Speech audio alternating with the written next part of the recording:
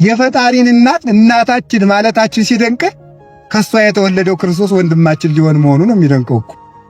ምክንያቱም እሱ የኛን ሥጋ ለብሷልና። ስለዚህ ምን አለ ቅዱስ ጳውሎስ? ወንድሞቼ ማለትን አያፍርም። እስኪ በሉላችሁ፣ ወንድሞቼ ማለትን ምን አይልም?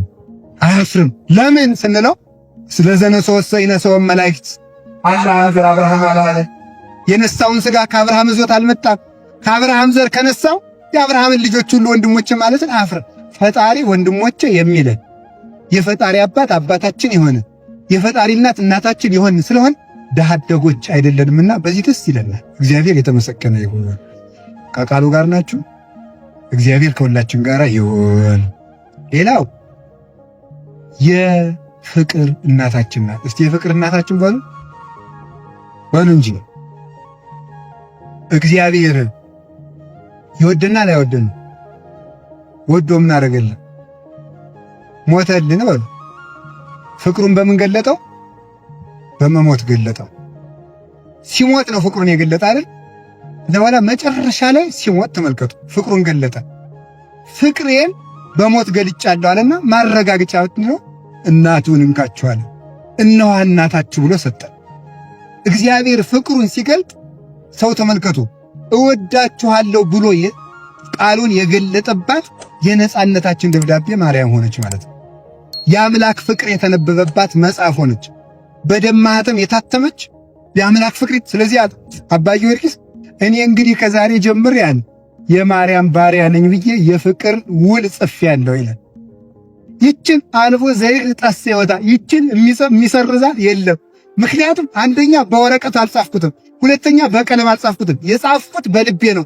ቀለሙ ደግሞ የልጅሽ ደም ነው ይላል። ልጇ መውደዱን እናቱን በመስጠት ሲገልጥ እኛም መውደዳችን ከእናቱ ስር በመገኘት ገለጠ። አምላክ ለመውደዱ ለወደደው ደቀ መዝሙር እናቱን በመስጠት ሲገልጥ የተወደደው ደቀ መዝሙር ደግሞ እናቱን በመቀበል ፍቅሩን ገለጠ ማለት። ስለዚህ እግዚአብሔር እኛን መውደዱን ልጁን እናቱን በመስጠት ሲገልጥ እኛም እናቱን በመቀበል እሱን መውደዳችንን እንገልጣለንና የእግዚአብሔርና የሰው የፍቅር ማህተማችን እመቤታችን ናት። እሷን በመያዝ አምላክን እንደምንወድ ማስረጃ እናደርጋለን። እስመ ዘያፈቅር ተመልከቱ፣ እስመ ዘያፈቅሮ ለወላዲ ያፈቅር ዘኒ ተወልደ እምኔሁ። ወላጁን አብን የሚወድ ወልድን እንደሚወድ በዚህ ይታወቃል። ወልድን የሚወድ አብን እንደሚወድ በዚህ ይታወቃል አለ ዮሐንስ መልእክቱ። ማርያምን የሚወድ ወልድን እንደሚወድ ይታወቃል። በዚህም ያጸናት አብን እንደሚወድ ይታወቃል። በዚህም ያነጻት የቀደሳት የጠበቃት መንፈስ ቅዱስን እንደወደደ በዚህ ይታወቃል። ማርያምን የሚወድ ሥላሴን ይወዳል። ማርያምን የጠላ የሥላሴ ጠላትም። የሥላሴ ወዳጅ እንድንሆን እናቱን እንድንወድ እግዚአብሔር ይርዳን። ሌላው እመቤታችን የአደራ እናታችን ናት። እስኪ የአደራ እናታችን ሆኑ አይዟችሁ። የምን እናታችን? የአደራ እናታችን። የአደራ እናታችን ምን ሆነው እኛን እንዲህ ይገርማል። አባት ሲሞት ልጄን አደራ ብሎ ሚስት ካለች ለሚስቱ፣ እናቱ ካለች ለእናቱ፣ ሌላ ልጅ ካለ ትልቅ ልጅ ለሱ፣ ያም ከሌለ ለጎረቤት ሰጥቶ ይሞታል። ጌታችን ኢየሱስ ክርስቶስ ሲሞት ለእናቱ አደራ ሰጥቶን ነው የሞተው። ስለዚህ ምን አለ? እነሆ ልጆችሽ ብሎ ሰጠ። ስለዚህ እግዚአብሔር ሲሰቀል ለማን አደራ ሰጠን ስትሉ ለእናቱ። እስኪ ለእናቱ በሉ። ከእናት በላይ ታማኛለ እንዴ? የለም። ስለሌለ ለእናቴ አደራ ሰጥቻችኋለሁ፣ የምትፈልጉን ነገር ከሷ ጠይቁ። ስለዚህ ተመልከቱ። ስለዚህ ምን አለ?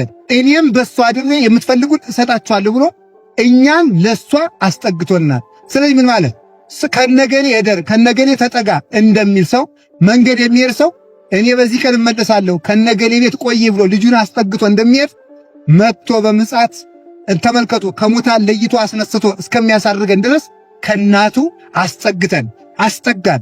እመቤታችን ሳ ምን ታደርግልን? ጥግ አድርጎ ስለት ጸወነ ሥጋ ጸወነ ነፍስ ትሆንልናለች። ማርያም ታይካ በምድር ወታይካ በሰማይ አለ ቅዱስ ያሬድ። ማርያም ይሉሃል ምንድናት ትለኝ እንደሆነ ማርያም ማለት የሰማይም የምድርም ጥግ ናት አለ። በምድር ከመከራ ትጠብቅሃለች፣ ስትሞት አጋንንትን ታርቅልሃለች፣ በሰማይ ደግሞ ከሲኦል መውረድ ትጠብቅሃለች። ስለዚህ ማርያም ማለት የሰማይም የምድርም ጥግ ናት ስለሆነች ምን እንላታለን ስላ እምነ ጽዮን ይብል ሰብአ ለቅዱስ ዳዊት። ሰው ሁሉ እናታችን ጽዮን ይላል። እስኪ በሉ ሁላችሁም ሰው ሁሉ ምን ይላልና እናታችን ጽዮን ይላል። አሁን ልጇ አደራ የሰጠን ለእናቱ ስለሆነ ሁላችንም አደራ ከተቀመጥንበት ቤት እንዳንጠፋ እግዚአብሔር ይርዳል። በዚህ ዘመን ክርስቶስ ሲመጣ መገኘት ያለብን አደራ አኖሮን ከሄደው ቤት ነው። አደራ ያኖረባት ሰፊቱ አዳራሽ ደግሞ እመቤታችን ናት። ከሷ አቅፍ የተገኙ ሰዎች አይጠፉም። እውነቴን ነው የምነግራችሁ። ሞታችንም ታሳምርልናለች። ለዚህ ነው ደራሲው ሕይወቴ መሞቴ ማርያም ባርኪ ብሎ የጸለየው። ማርያም ሆይ ሕይወቴንም ሞቴንም ባርኪልኝ ብሎ የተናገረው። በመንገድም ስንቃችን ናት፣ በሞታችንም ስንቃችን ናት። ከሷ አስጠግቶን ሄደ።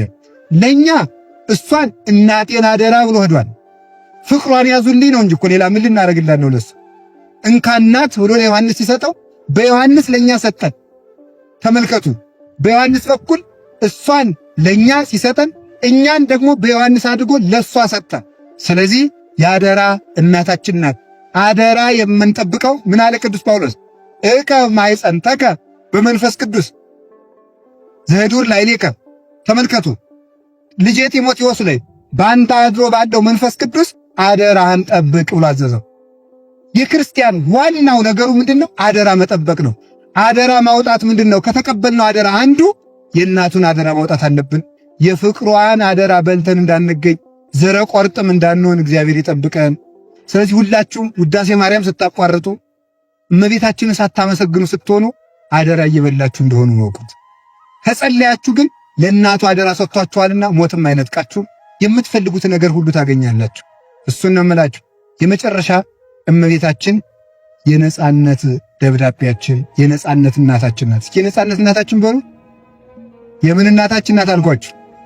አቤት የነጻነት እናታችን። ነጻነት እንግዲህ ተመልከቱ፣ ሰው ዕዳ ይኖርበታል። ዕዳ በምን ይታወቃል? በሉ እስኪ አንድ ጊዜ ሁላችሁ። አቤት በደብዳቤ ይላሉ አባቶቻችን። በምን ይታወቃል? እገሌ ይሄን ያህል ወርቅ ተበድሯል፣ የነበሩ ሰዎች ነገሌ፣ የነበሩ ሰዎች ነገሌ፣ የነበሩ ሰዎች ነገሌ ተብሎ ይጻፋል። ዲያብሎስ ዕዳ ጽፎ አኑሮብን ነበረ። ሁለት ዕዳ፣ አንዱ በዮርዳኖስ አንዱ በሲኦል። በዮርዳኖስ የተቀበረውን ጌታ እንደ ሰውነቱ ተረግጦ እንደ አምላክነቱ አቅልጦ አጠፋልን። በሲኦል ያለውን ደግሞ በዕለተ ዓርብ በአጸደ ነፍስ ገብቶ በርብሮ ደምስሶ አጠፋልን። ወደምሰሰ መጽሐፈ ዕዳን አለ ቅዱስ ጳውሎስ፣ የዕዳ መጽሐፋችን ደመሰሰልን ያለውን ቅዱስ ኤፍሬም ደግሞ ወሰጠጠ መጽሐፈ ዕዳሆሙ ለአዳም ወለሔዋን፣ የአዳምና የሔዋንን የዕዳ ደብዳቤያቸውን ደመሰሰላቸው። በጣም ጥሩ። ዕዳችን በመስቀሉ ደም ተሰረዘልን ካልን ለመሰረዙ ደግሞ የደረሰኝ ደብዳቤ ይሰጠዋል ሰው በእውነቱ ማለት ነው። ከፍለሃል ተብሎ ዕዳችን ማን ከፈለ? ክርስቶስ። ለመከፈሉ ማስረጃ ሲባል አካላዊ ቃል በማኅፀኗ የተቀረጸባት እናቱን ደረሰኝ አድርጎ ሰጠን። መርገማችን ለማብቃቱ የተቀበልናት ከአምላክ የተቀበልናት የነጻነት ወረቀታችን እመቤታችን ነው። ዕዳችን የከፈልነው ሰው ዞሮ ቢመጣ የከፈልንበትን ጽሑፍ እንደምናሳየው ዲያብሎስ መልሶ በመርገም እንዳይዘን እመቤታችን እያሳየን እናሳፍረዋለን። ሊገለን ለሚመጣው ሲኦል ሊያወርደን ለሚመጣ ሁሉ እመቤታችን እያሰምን እናሳፍረዋለን። አጋንንትን በእመቤታችን እንድናሳፍር አምላከ ቅዱሳን ይርዳን። የፍቅር የአደራ የጸጋ የሃይማኖት የድነት እናታችን ስለሆነች ነበረ ካረፈ በኋላ ጌታ ካረገ በኋላ ዕለት ሌሊት ከመቃብሩ እየሄደች ደምህን የከፈልክለትን ሕዝብ አውሬ እንዳይበላው ማርልኝ እያለች ስታለቅስ ነበር። አይሁድ ከመቃብሩ ስትመጣ በድንጋይ ውገሯት ብለው ጠባቂ ቢያቆሙ እሷ ግን እየተሰወረች እየሄደች ታለቅስ ነበር። ስትጸልይ ዛሬ ወርዶ እንደምታውቁት የምሕረት ኪዳንን ሰጣት። በስምሽ የታመኑ አስራት አድርጎ ሰጣት። የሚገርማችሁ እመቤታችን ተሰዳ ሳለ እንደነገርኳችሁ ቅድም ኢትዮጵያን ርስት አድርጎ የሰጣት በስንት ዓመቱ ነው ያልኳችሁ? ተሰዶ ሳለ ጣና ቂርቆስ 4 ወር ከ10 ቀን ተቀምጣለች እመቤታችን። በሌሎችም ገዳማት በደብረ ሊባኖስ፣ በአክሱም፣ በአሰቦት፣ በደብረ ወገግ በእነዚህ ገዳማት ሁሉ ተቀምጣለች እመቤታችን። ገና ሳይኖሩ አስቀድማ ኋላ ለሚነሱ ቅዱሳን በእናቱ እግር እየባረከ ነበር የሰጣቸው ማለት ነው። ባርኮ ኋላ እንደውም ዋልድባ የሚበላውን ቋርፍ ቆፍሮ ሁሉ አቅምሷታል። ይሄማ ልጄ መራራ አይደል ብትለው ኋላ ልጆችሽ ሲበሉት እንዳይሰለቹትና ጸንተው እንዲኖሩ አንቺ ቅመሽላቸው ብዬ ነው ብሏታል። መራራውን ቋርፍ አባቶቻችን በልተው ጸንተው እንዲኖሩ ቀመሰው። ኋላ ዘመኑ ደርሶ ከጣና ተነሽና ሂጅ ስትባል እኔ አልሄድም፣ አይሁድ የዳዊት ሀገር ቤተልሔም አሰድዳኛለች፣ ይቺ ግን በሰላም አኖራኛለችና ከዚህ አልሄድም አለችው።